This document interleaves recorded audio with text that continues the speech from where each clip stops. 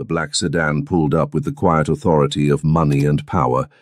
Simone Carter pressed herself against the brick wall, heart hammering as three men in expensive suits stepped out. She recognized the walk, predators who owned every inch of ground they touched. But it was the man in the center who made her blood freeze. Victor Kim. The man she'd hired for $500 to be her fake boyfriend. The man who was supposed to help her save face at her company's gala. The man who, she was realizing with dawning horror, was definitely not some struggling actor. "Find her," his voice carried across the night air, cold and commanding. "Simone Carter. I want to know everything about her." As the men dispersed into the Atlanta night, Simone slid down the wall, her designer dress catching on rough brick. She'd thought she was so clever, hiring a boyfriend to impress her boss. She'd thought she could control the situation. She had no idea she'd stepped into a world where the stakes were life and death, and the man hunting her was about to turn her carefully controlled life completely upside down. "Welcome to Korean Mafia lovers. Hey there. Please drop a comment telling us where you're watching from and hit that subscribe button. Your support makes the difference for us to keep creating these intense emotional stories." 3 days earlier, Simone Carter sat in her cramped studio apartment in downtown Atlanta, staring at bills spread across her coffee table like a losing hand. Red final notice stamps mocked her with their urgency. Rent, $847. Credit cards, $4,500. Her secretary's salary at Morrison & Associates barely covered basics, let alone the mountain of debt growing taller every month. She'd taken the job 2 years ago with dreams of climbing the corporate ladder. Instead, she fetched coffee for lawyers who made more in a day than she made in 3 months. Her phone buzzed with Maya's text. "Girl, you better be coming to the company gala tomorrow. Mr. Morrison specifically asked if you'd be there." Simone's stomach dropped. The annual gala was the firm's biggest social event. Partners, clients, and staff mingling in a display that could make or break careers. She'd planned to skip it, claiming illness, because she couldn't afford a decent dress. But if Mr. Morrison had specifically asked, she opened her laptop, wincing at her bank balance. $847, enough for rent or gala expenses, not both. A sponsored ad caught her eye. Rent a Date Atlanta, professional companions for any occasion. Desperate times called for desperate measures. The website was surprisingly professional. Clean design, testimonials, attractive companions for social events and business functions. One profile stopped her scrolling. A gorgeous man with sharp jawline, intense dark eyes, perfectly styled hair. Victor Kim, 32, business professional, experienced with corporate events, $500 for evening events. $500 would wipe out most of her remaining money, but if Mr. Morrison was taking notice, this could be her chance. Show up with a sophisticated date, make the right impression, maybe finally get promoted. Her finger clicked book now, before rational thought could stop her. The next evening, Simone stood before her bathroom mirror, applying makeup with trembling hands. She'd found a black cocktail dress at consignment for $50, simple but elegant, hugging her curves perfectly. Her natural hair was styled in soft curls framing her face. The knock came at exactly 7 p.m. Simone took a deep breath and opened the door. Victor Kim was even more striking in person. His perfectly tailored tuxedo probably cost more than her monthly salary. Dark hair styled with casual precision, and when he smiled, it transformed his entire face from intimidating to warm. Simone Carter. His voice was deep with a hint of accent that made her name sound exotic. "I'm Victor. You look absolutely stunning." Heat rose in her cheeks. "Thank you.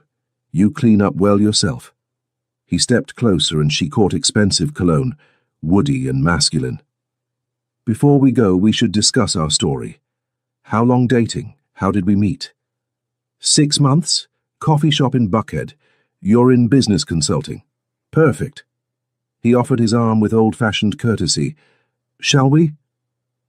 The ride in his sleek Mercedes was surreal. Victor was perfect.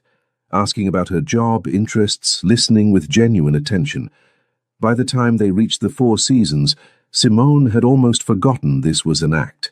The ballroom was transformed into elegant wonderland. Crystal chandeliers cast warm light over white-draped tables. Simone had attended before as invisible support staff. Tonight, walking on Victor's arm, she felt the shift in attention immediately. "Simone," Mr. Morrison approached, stern face brightening. "You look lovely. And who is this?" "Mr. Morrison, I'd like you to meet Victor Kim." "Victor, this is James Morrison, our founding partner."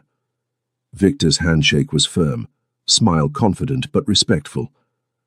"A pleasure, sir. Simone speaks of the firm constantly. You've built something impressive." "Victor's in business consulting," Simone added, marveling at how natural the lie sounded. "Excellent. Simone, I've been meaning to discuss the Henderson account with you. Perhaps we could schedule time next week?" The Henderson account was their biggest client. Simone's heart raced. "Of course, Mr. Morrison, I'd be honored." As her boss moved away, Victor's hand settled on her lower back, warm and possessive. "You're trembling." "This is huge for me.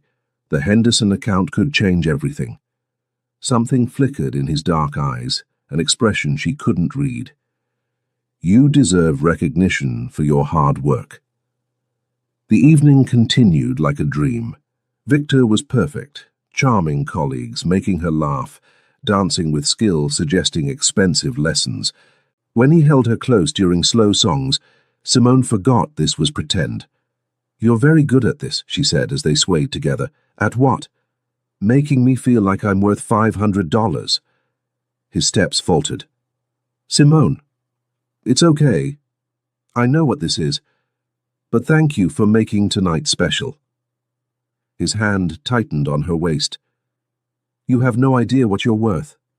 The words carried such conviction her breath caught. For a moment the gala faded away, only Victor's dark eyes and the feeling that something fundamental was shifting between them. Then Jessica appeared beside them, slightly drunk and wearing a malicious smile. "Simone, having fun with your friend?" "Jessica." Simone's voice was carefully neutral. Jessica had always resented Simone's work ethic.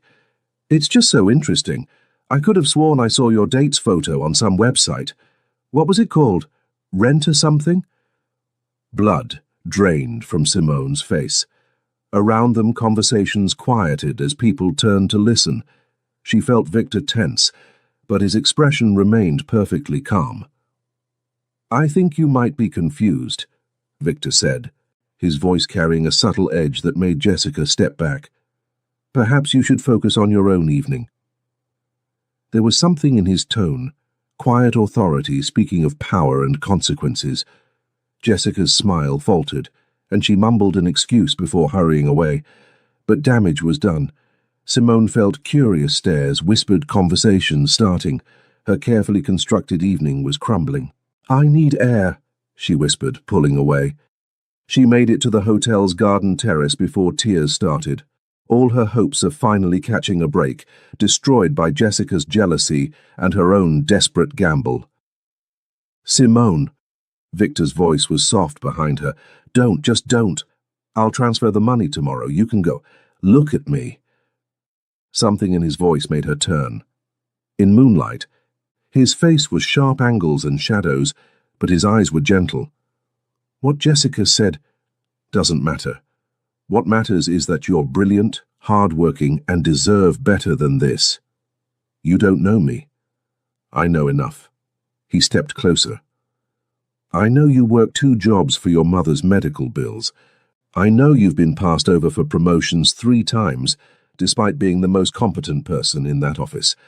I know you spent your last $300 on a dress because you believed in yourself enough to take a chance." Her breath caught. "How do you know all that?" Victor's expression shifted, becoming unreadable. "Because I make it my business to know things, Simone. And what I know about you is that you're extraordinary." His phone buzzed. He glanced at it and his entire demeanor changed. The gentle man comforting her disappeared, replaced by someone cold and dangerous. "I have to go," he said, voice sharp with urgency. "But this isn't over." He was gone before she could respond, leaving her alone with more questions than answers, and the unsettling feeling that Victor Kim was far more than he seemed. Simone barely slept. Every time she closed her eyes, she saw Victor's face in moonlight, heard how he'd said her name like a promise. But morning brought harsh reality. She'd spent $500 on a fake boyfriend who'd abandoned her when things got complicated. Maya called as she prepared for work. "Girl, what happened last night? Everyone's talking about your mysterious date. Jessica's telling anyone who'll listen he was some escort, but nobody believes her. The man looked like he could buy half the people at that gala." Simone's stomach twisted. "It's complicated." "Complicated how?" "Mr. Morrison called asking for your personal number. He wants to meet about the Henderson account today." Despite everything, hope fluttered. "Really? Really? Whatever you did worked. So, Spill, who is Victor Kim?" "I honestly don't know," Simone admitted, which was becoming truer by the hour. She arrived at Morrison & Associates early, hoping to prepare, but stepping off the elevator she found chaos. Police officers interviewed staff. Yellow crime scene tape blocked the conference room. "What's happening?" she asked Rebecca, the receptionist. "Break-in. Someone got into the building last night, went through Henderson files, took everything. Contracts, financial records, everything." Simone's blood ran cold. The Henderson account, the same one Mr. Morrison wanted to discuss, the same one that could change her career. "Miss Carter," a detective approached. "I'm Detective Rodriguez. You attended the firm's gala last night." "Yes, sir."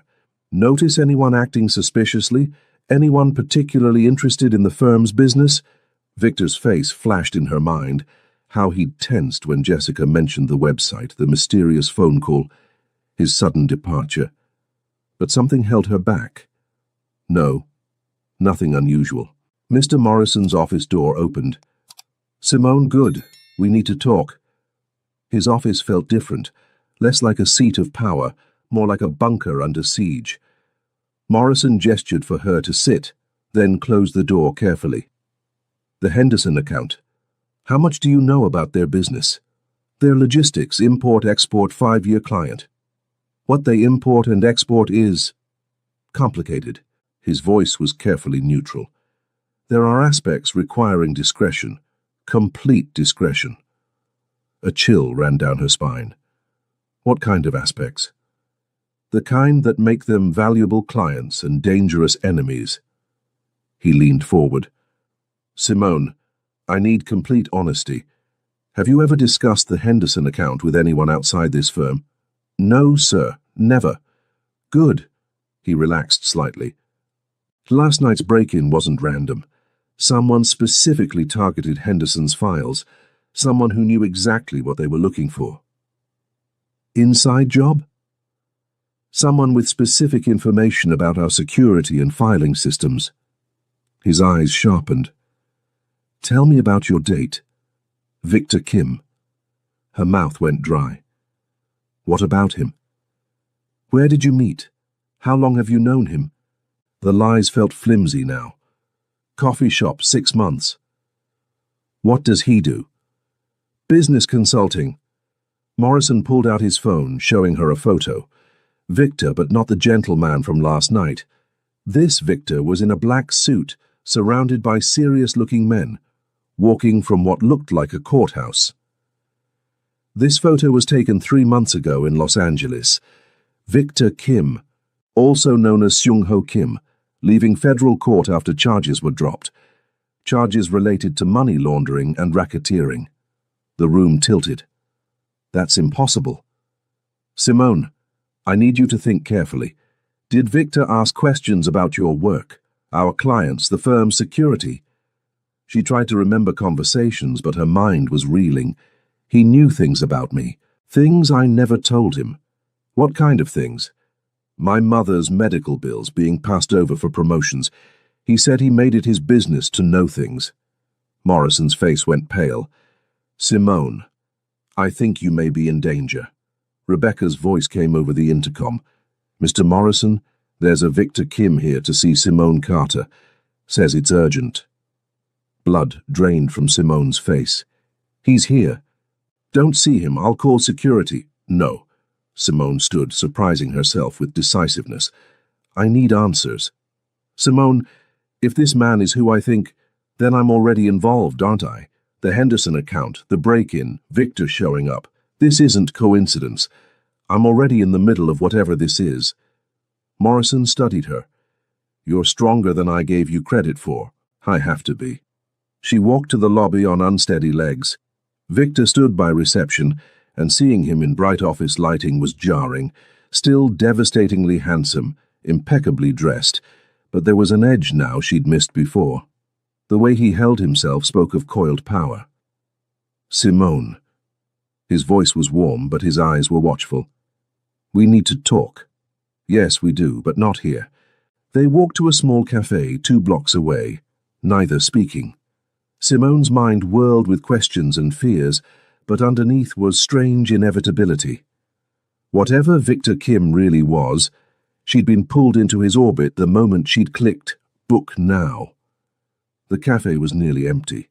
Victor chose a corner table with clear sightlines to both entrances, a detail that didn't escape notice. You're not really an escort, she said without preamble. No. And your name isn't really Victor Kim. It's one of my names. He leaned back, studying her. You're handling this better than expected. What did you expect? Screaming? Fainting? Most people would be terrified. Maybe I should be, but I'm tired of being afraid. I've been afraid of debt, failure, taking chances. Last night was supposed to be me finally taking control, and instead you walked into mine. So it seems. What do you want with me? Victor was quiet, weighing words. The Henderson account your firm handles, it's not just logistics. I'm starting to figure that out. They move money, lots of money, for people who prefer invisible financial transactions. Money laundering, among other things. His voice was matter-of-fact. Your firm provides legal cover for their operations, very lucrative legal cover. And you want to steal from them. I want to destroy them. The intensity made her shiver. Henderson's organization killed my brother 2 years ago, made it look like an accident, but I know the truth. Pieces clicked into place. The break-in last night. That was you. That was me. And you used me to get close to the firm. Initially, yes, but that changed. When? The moment I met you. He leaned forward, eyes intense. You weren't what I expected, Simone. You were supposed to be a means to an end. Instead what? Instead, you made me remember what it feels like to want something other than revenge. The confession hung between them, raw and honest. Simone felt her anger wavering. You lied to me. Yes. You used me. Yes. And now you're asking me to help you destroy my employer. I'm asking you to help me get justice for my brother, and I'm asking you to trust me when I say your firm is not what you think it is. What's that supposed to mean? It means Morrison and Associates doesn't just provide legal services to Henderson. They're partners, full partners in money laundering, drug trafficking, and human trafficking operations spanning 3 states. The words hit like a physical blow. That's impossible. Is it? Think about it, Simone. How does a mid-sized law firm afford offices in Atlanta's most expensive building? How do they pay salaries attracting top legal talent? How do they fund the lifestyle you saw at that gala? She wanted to deny it, but puzzle pieces she'd never noticed were falling into place. Mysterious late-night meetings, clients who paid in cash, files kept in separate, locked systems. Even if that's true, what does it have to do with me? Everything. Victor's voice was urgent. You have access to their systems. You know their routines, security protocols. You could help me get evidence to bring them all down. And destroy my career in the process. Your career is already destroyed, Simone. You just don't know it yet. What do you mean? Victor pulled out his phone, showing a news article dated that morning. Federal investigation targets Atlanta law firm in money laundering probe. Her hands shook as she read. Morrison and Associates was under federal investigation, assets being frozen, arrests expected within days. How did you... I've been working with the FBI for 6 months. Everything I've done, including last night, has been part of a larger operation to bring down Henderson's network. You're FBI. I'm a lot of things, Simone, but right now I'm the only person who can keep you safe. Safe from what? From people who will assume you know more than you do. From people who will do anything to protect their secrets. His eyes were deadly serious. Last night's break-in wasn't just about stealing files. It was about sending a message. Anyone connected to this case is now a target. Her phone buzzed with a text from an unknown number. We know what you did last night. We know who you're with. Stop now, or face the consequences. Victor's expression darkened, reading over her shoulder. We need to go now. Go where? Somewhere safe. Somewhere I can protect you while we figure out our next move. Our next move. I never agreed to any next move. You agreed the moment you opened that door last night. Whether you meant to or not, you're part of this now. The only question is whether you're going to be a victim or a survivor. Outside the cafe window, a black SUV pulled up. 2 men in suits got out, eyes scanning the street with professional intensity.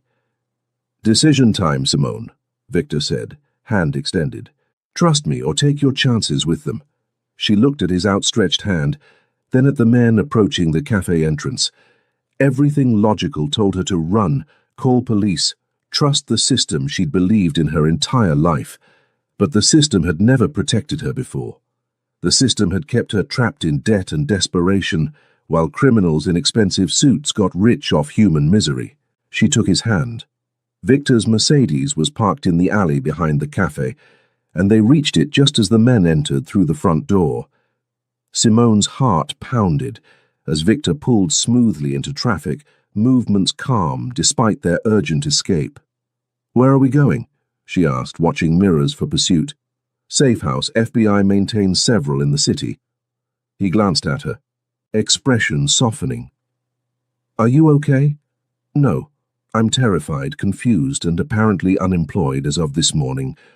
But I'm also... She searched for the word. Alive. More alive than I've felt in years. I know the feeling. The safe house was a furnished apartment on the 15th floor, with floor-to-ceiling windows overlooking the city. Elegant but impersonal, designed to house people temporarily. The FBI has been investigating Henderson's organization for 2 years, Victor explained, checking the security system. But they're smart, careful. Every time we get close, evidence disappears, witnesses recant, cases fall apart. So they brought you in. They brought me in because I have something they don't. Personal motivation and knowledge of how these organizations work. He turned to face her. I grew up in this world, Simone. My father ran a similar operation in Los Angeles before he was killed when I was 16. Your father was a criminal, yes. When he died, I had a choice. Take over his organization or find another way to survive. I chose survival, but that meant learning to navigate both sides of the law. It made me valuable to the FBI. And dangerous to people like Henderson. Very dangerous. Simone walked to the windows, looking out at the city. Somewhere down there, her life was falling apart. Her job was gone, her boss was dead, and she was hiding with a man who was either her salvation or destruction. What happens now? She asked. Now we finish what we started. The files I took from your firm last night contained financial records going back 5 years. With Morrison dead, you're one of the few people who can help us understand how money flowed through the firm. I'm just a secretary. You're the person who processed those transactions. You filed those reports, scheduled meetings, handled communications. You know more than you realize, Simone. And if I help you, we bring down the people who killed Morrison, who killed my brother, who have been profiting from human misery for years. And if I don't? Victor was quiet for a long moment. If you don't, they'll assume you know too much anyway. They'll come for you regardless. The truth settled over her like a weight. There was no going back to her old life, no pretending this hadn't happened. She was in the game now, whether she wanted to be or not. "Show me the files," she said. They spent 3 hours going through financial records, transaction reports, and correspondence. Simone's knowledge proved invaluable. She could identify patterns, explain seemingly random transactions, decode bureaucratic language hiding the true nature of business. "This account," she said, pointing to transfers. "I remember this. Morrison told me it was for a client's real estate investments, but look at the timing. Every transfer corresponds to dates when Henderson's ships arrived at the port of Savannah." "Drug shipments," Victor confirmed. "Payment for protection and distribution. And this one, legal fees for immigration services. But I never processed any immigration paperwork for these amounts. Human trafficking. They were charging people for passage into the country, then selling them into forced labor." Each revelation hit Simone like a physical blow. For 2 years, she'd been an unwitting participant in crimes that destroyed lives. Every transaction she'd processed, every file she'd organized, had been part of a machine that fed on human suffering. "I helped them," she whispered. "I made this possible." "You didn't know. Does that matter? Those people, those victims, will get justice because of what you're doing now." Victor's voice was firm. "You can't change the past, Simone, but you can help ensure there are no more victims." His phone rang. "Agent Kim." "What? When?" "We'll be ready." He hung up, expression grim. "They found us." "Who found us?" "Henderson's people. They're in the building." The lights went out. Emergency lighting kicked in, casting eerie shadows across the apartment. "How is that possible? This is supposed to be secure." "Nothing is secure when you're dealing with people who have unlimited resources and no conscience." Victor moved quickly to a closet, pulling out a duffel bag. "We need to go now." "Where?" "Anywhere but here." He handed her a bulletproof vest. "Put this on." "Victor, I don't know how to do this. I'm not trained for—" "You don't need training, you just need to trust me." His hands were gentle, helping her with the vest. "Can you do that?" Looking into his eyes, Simone saw not the dangerous criminal or federal agent, but the man who'd held her while they danced, who'd listened to her dreams with genuine interest, who'd made her feel valued for the first time in her life. "Yes," she said. "I trust you." The elevator was out, so they took the stairwell. Victor moved with practiced silence, checking each landing before proceeding. They made it to the 10th floor before hearing voices echoing from below. "2 men, maybe 3, Victor whispered. "They're checking each floor systematically. What do we do?" "We go up." "Up? Shouldn't we be trying to get out?" "They'll expect us to go down. Sometimes the best escape is the one no one anticipates." They climbed to the roof, emerging into bright Atlanta afternoon. The city stretched out around them, oblivious to the deadly game being played in its midst. "There," Victor pointed to an adjacent building. "We can jump across." Simone looked at the gap, maybe 6 feet but 15 stories above ground. "You're insane. I'm motivated, and so are you, or you wouldn't have made it this far." The roof access door burst open. 3 men in dark suits emerged, guns drawn. "Victor Kim," the lead man called out. "Step away from the woman. This doesn't have to involve her." "Everything involves her now," Victor called back, his own weapon appearing with fluid grace. "She knows too much." "Then you know how this ends." "Yes," Victor said quietly, eyes never leaving Simone's face. "I do." Without warning, he grabbed her hand and ran toward the building's edge. For a moment, Simone thought he was pulling her over the edge to their deaths. Instead, he swept her into his arms and leaped. They landed hard on the adjacent rooftop, rolling to absorb impact. Simone's ears were ringing, body aching, but she was alive. "Are you hurt?" Victor's hands moved over her, checking for injuries. "I don't think so." She looked back at the building they'd escaped. The men were already moving, probably heading for the stairwell to pursue them. "How did you know we'd make it?" "I didn't. But I knew staying meant certain death, and jumping meant possible survival. Sometimes that's the best choice you get. They made their way down through the building and out onto the street, blending into the afternoon crowd. Victor's phone was buzzing constantly, but he ignored it. "We need to disappear for a while," he said. "Somewhere they won't think to look." "Where?" "I know a place." "But Simone." He stopped walking and turned to face her. "After this, there's no going back. If you help me finish this, you'll be a target for the rest of your life. These people don't forget, and they don't forgive. And if I don't help you, they'll kill you anyway, but at least this way your death will mean something." Standing on a busy Atlanta street corner, surrounded by people living their normal lives, Simone made the decision that would define the rest of her existence. Then let's make it mean something.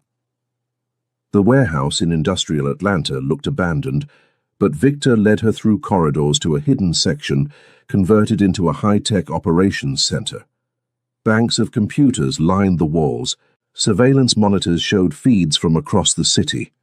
"Welcome to the real FBI task force," Victor said as they entered.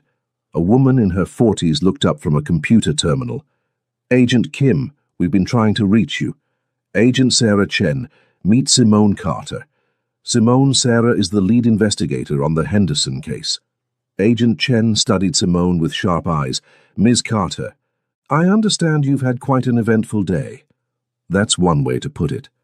We need to debrief you immediately. The situation has escalated beyond what any of us anticipated." They sat around a conference table as Chen pulled up files on a large monitor. At 2 p.m. today, James Morrison was killed in what appeared to be a car accident. At 2:30 p.m., Henderson organization lawyers filed paperwork to seize all Morrison and Associates assets, claiming breach of contract.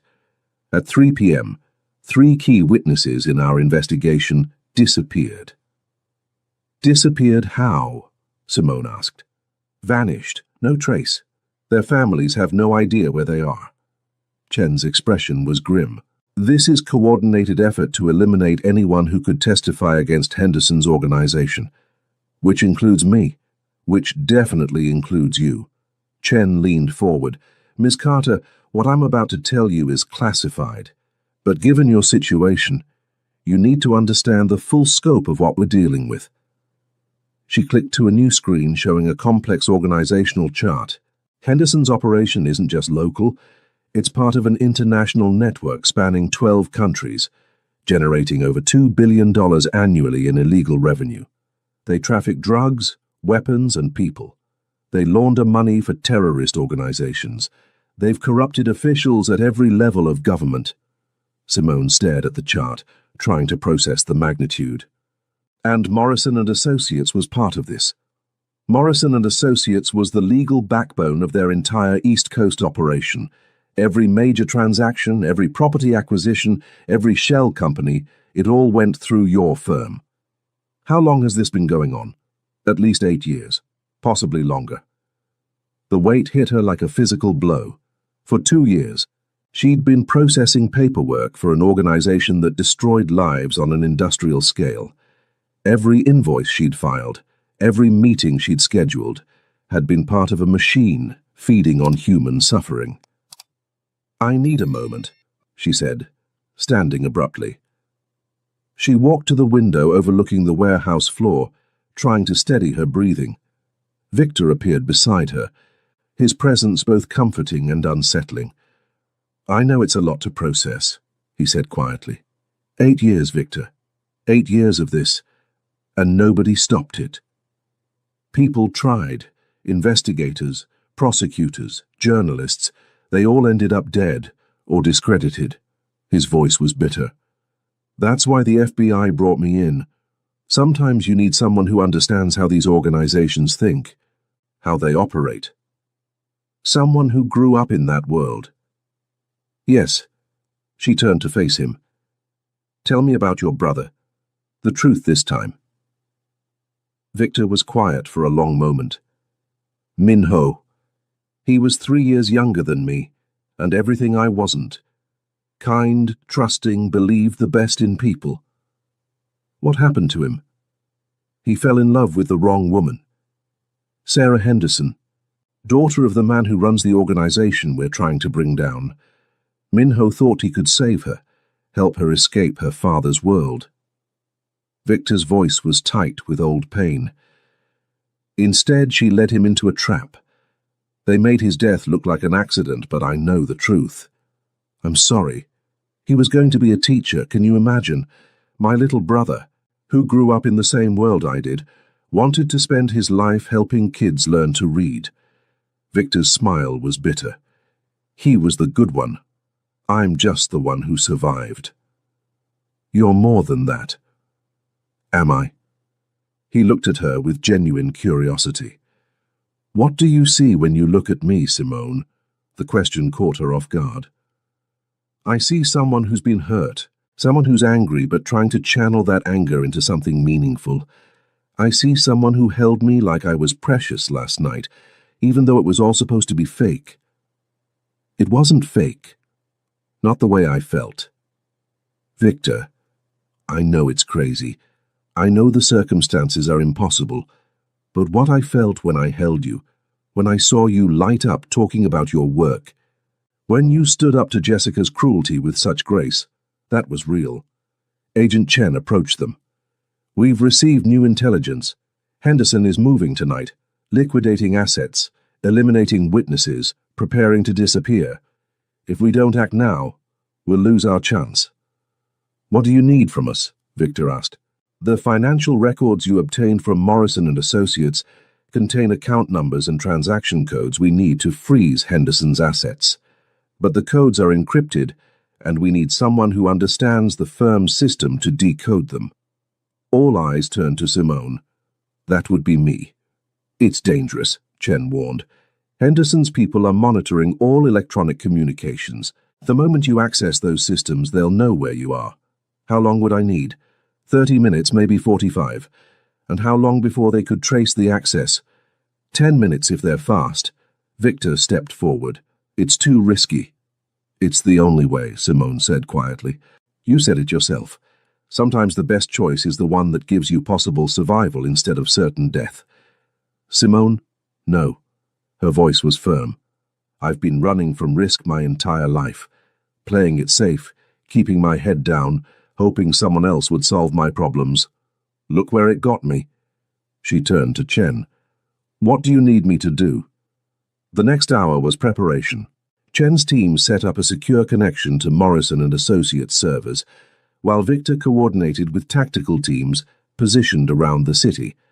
Simone studied the encrypted files, looking for patterns she recognized. There, she said, pointing to transactions. This code sequence, I remember it. Morrison used it for his highest priority clients. Can you decode it? I think so, but I'll need to access the firm's main database.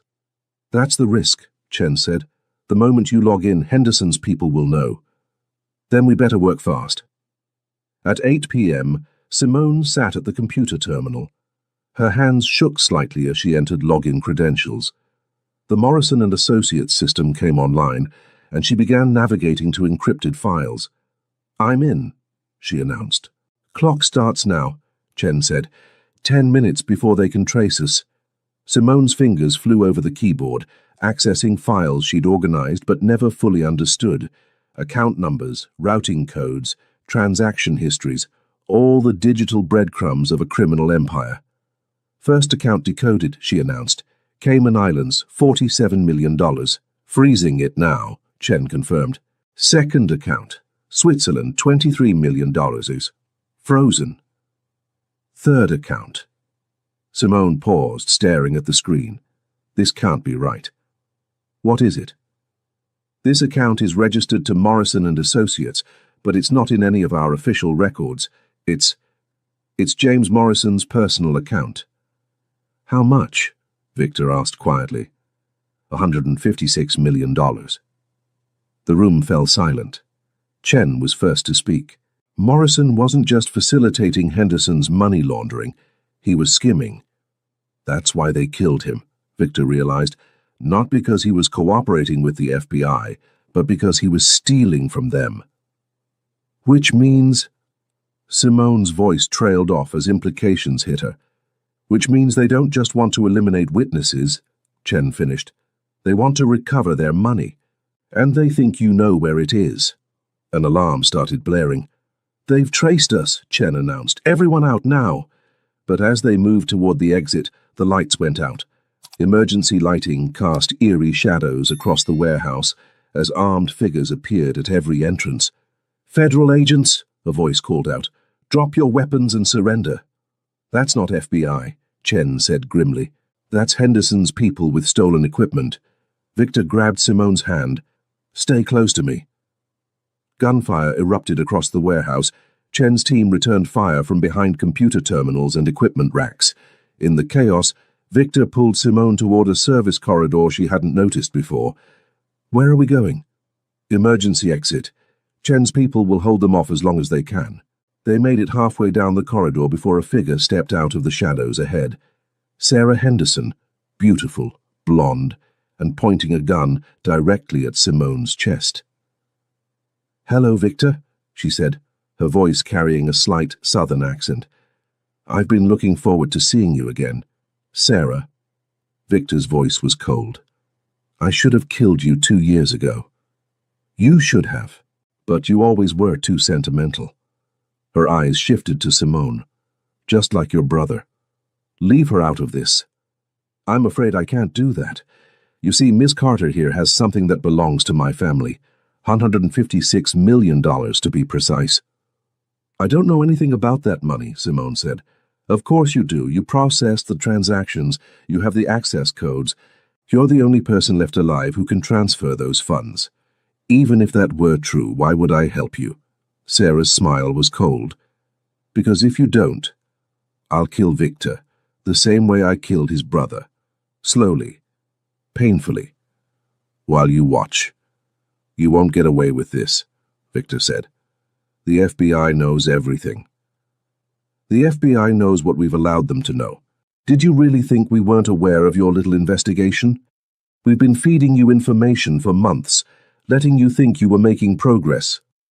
The witnesses who disappeared are safe in our custody. The evidence you thought you were gathering, carefully curated to lead you exactly where we wanted you.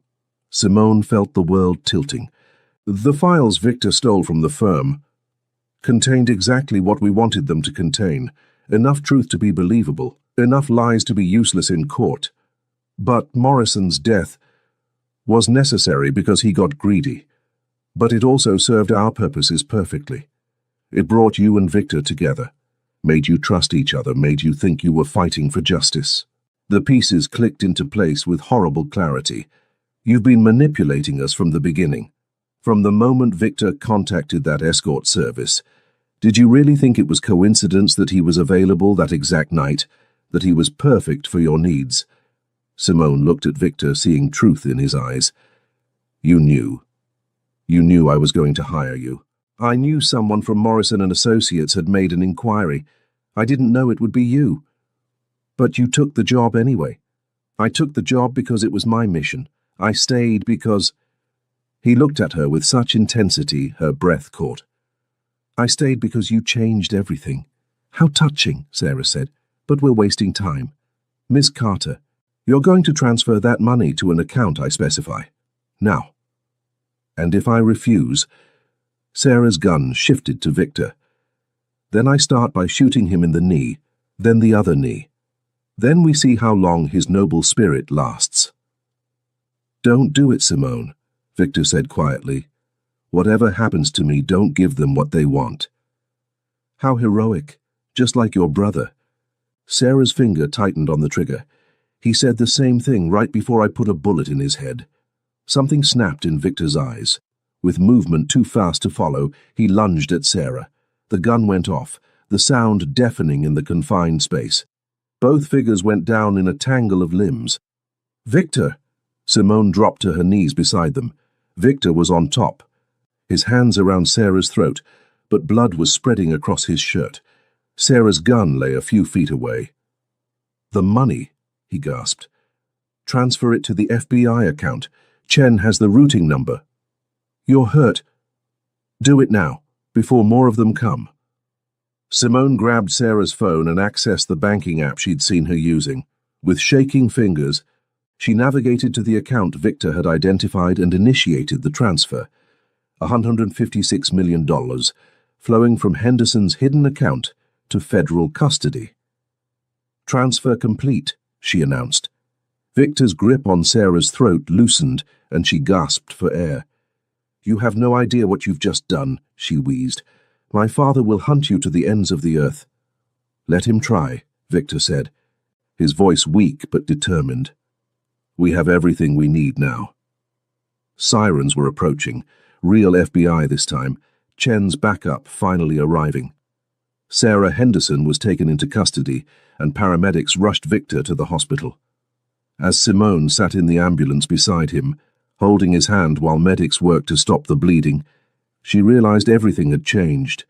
Not just her circumstances, but her fundamental understanding of who she was and what she was capable of. "You saved my life," Victor said weakly. "You saved mine first.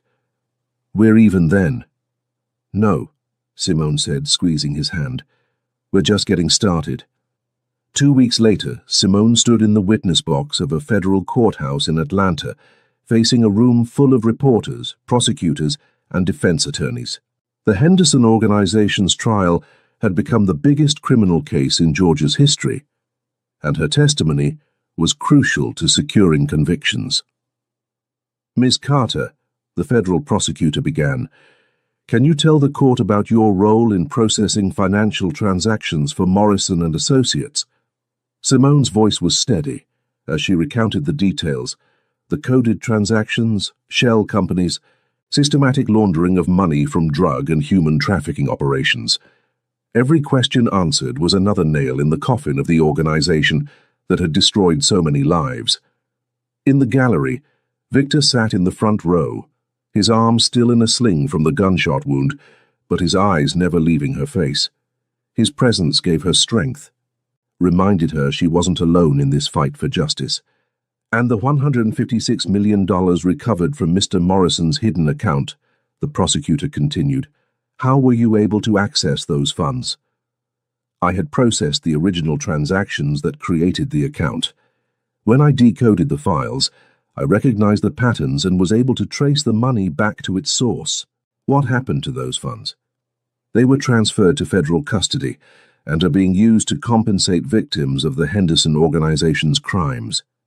When the defense attorney cross-examined her, he tried to paint her as a willing participant in the money laundering scheme, but Simone had learned to stand her ground, to speak her truth with confidence that came from knowing she was fighting for something bigger than herself. "Ms. Carter, isn't it true that you profited from these illegal transactions through your salary at Morrison and Associates?" "I earned a secretary's salary for doing secretarial work. I had no knowledge of the illegal nature of the transactions I was processing." "But you continued to work there for 2 years." "I continued to work there because I needed the job to pay my bills and support my family. The moment I learned the truth about what was happening, I risked my life to help stop it." After 3 days of testimony, the jury deliberated for less than 4 hours. Guilty verdicts on all counts for the surviving members of the Henderson organization. Sarah Henderson received life in prison without parole. Her father, captured trying to flee to a non-extradition country, received the same sentence. Outside the courthouse, Simone found herself surrounded by reporters and cameras, but it was Victor's presence beside her that mattered most. "Ms. Carter, what's next for you?" a reporter called out. "I'm starting law school in the fall," she announced, surprising even herself with the decision she'd made that morning. "I want to make sure that what happened to me never happens to anyone else." "And Agent Kim, will you be continuing your work with the FBI?" Victor's arm slipped around Simone's waist, a gesture that felt both protective and possessive. "I'll be wherever I'm needed most." Later that evening, they sat on the rooftop terrace of Victor's downtown Atlanta apartment, a real apartment this time, not a safe house. The city spread out below them, lights twinkling like stars in the gathering dusk. "Law school," Victor said, handing her a glass of wine. "When did you decide that?" When I was sitting in that courtroom, watching those lawyers fight for justice, I realized I want to be the person who protects people like me, people who get caught up in situations they don't understand, who need someone to fight for them.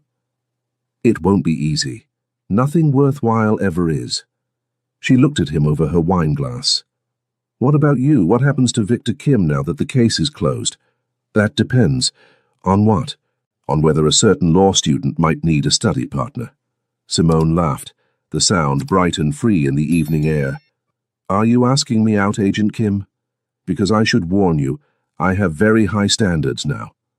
The last guy I dated turned out to be a federal agent working undercover to bring down a criminal organization. Sounds like a dangerous man. Extremely dangerous. She set down her wine glass and moved closer to him. But also brave and kind and willing to risk everything for what's right. And devastatingly handsome. That too. Victor's free hand came up to cup her face, his thumb tracing the line of her cheekbone.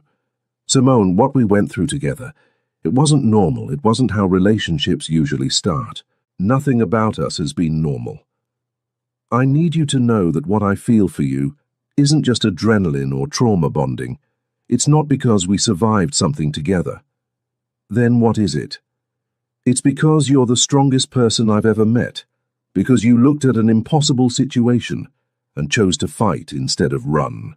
Because you made me remember that there's more to life than revenge. Victor, I love you, he said simply. I loved you from the moment you opened your door that first night, looking so beautiful and nervous and determined. I loved you when you stood up to Jessica at the gala. I loved you when you chose to trust me even when you had every reason not to. And I'll love you whether you're a secretary or a lawyer or anything else you decide to become. Tears pricked at Simone's eyes. You saved my life. You saved mine first. You made me remember who I wanted to be instead of who I thought I had to be. She kissed him then, soft and sweet and full of promise. When they broke apart, the city light seemed brighter, the future more possible. So what happens now? She asked. Now we build something real, something that's ours, not dictated by circumstances or danger or other people's crimes.